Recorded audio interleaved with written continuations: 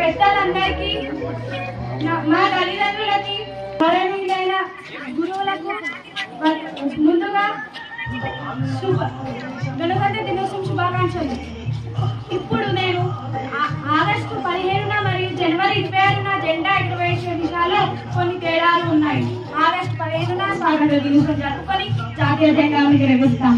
మళ్ళీ జనవరి 26న గణతంత్ర దినోత్సవం ఎందుకు, అప్పుడు మళ్ళీ జాతీయ జెండా ఎగురవేయడం ఎందుకు అని అనుమానం అందరికీ ఉంటుంది. దీని గురించి మనం ఖచ్చితంగా తెలుసుకోవాలి. ప్రతి సంవత్సరం స్వాతంత్ర దినోత్సవం సందర్భంగా ప్రజలు పాఠశాలలో, కార్యాలయంలో, బహిరంగ ప్రదేశాలలో త్రివర్ణతో అలంకరించడం, వివిధ కార్యక్రమాల పాల్గొనడం ద్వారా దేశభక్తి చాటుతున్నారు. అలాగే మనం ఎవరు, మన గుర్తింపు ఏమిటి అనేది చెప్పేది రాజ్యాంగం. అలాంటి రాజ్యాంగం అమలులోకి వచ్చిన రోజుగా గణతంత్ర దినోత్సవం జరుపుకుంటున్నాం. ఆగస్టు 15, జనవరి 26 మధ్య జెండా ఎగురవేసే విషయాల్లో కొన్ని తేడాలు ఉన్నాయి. స్వాతంత్ర దినోత్సవం రోజున జాతీయ జెండాను కింది భాగంలో కట్టి పైకి నాటుతారు. ఆ తర్వాత ప్రధానమంత్రి త్రివర్ణ పతాకాన్ని ఎగురవేస్తారు. మనం బ్రిటిష్ వారి పరిపాలన నుంచి దేశానికి విముక్తి స్వేచ్ఛను పొందడం వల్ల ఇలా చేస్తారు. గణతంత్ర దినోత్సవం రోజున జాతీయ జెండాను పై భాగంలో కట్టి పైనే ఎగురవేస్తారు. ఆ తర్వాత లాగేలాగా ఉంటుంది. ఎందుకంటే భారత రాజ్యాంగం ముందే స్వాతంత్రం పొందని దానికి అర్థం. జై భారత్ అనే మాట. Very good.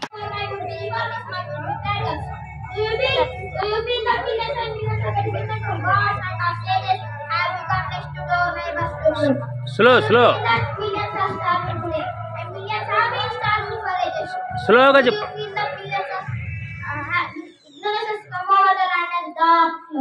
Does it make you restless? Does it make you sleepless? Has it gone into your blood, coursing through your veins, becoming constant with your heartbeat? Are you seated with that one idea? And have you forgotten all about your name, your fame, your wife, your children, your properties, even your own body? Have you done that? That is the first step to become a patriot.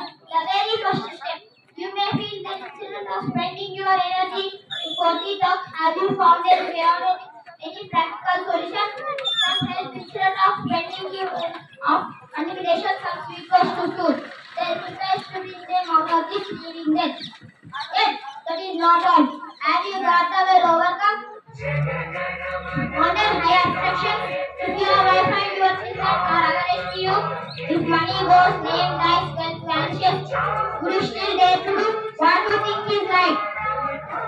If more were stand and against you,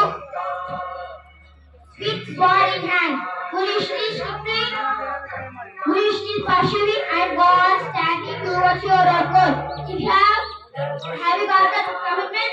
If you have this seed in each one of your miracles. Thank you very much.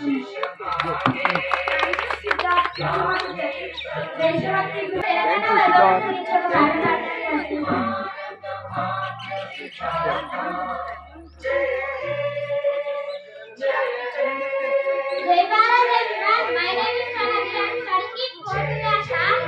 నేను తెలంగాణ వైభవం పాట పాడబోతున్నాను. తీయదేశీయ సోనా నా తెలంగాణ, వీర చరితలతో నా తెలంగాణ, కరకరై గోదావరి తెలంగాణమయ్యింది, నురగలై కృష్ణమ్మ నీ car.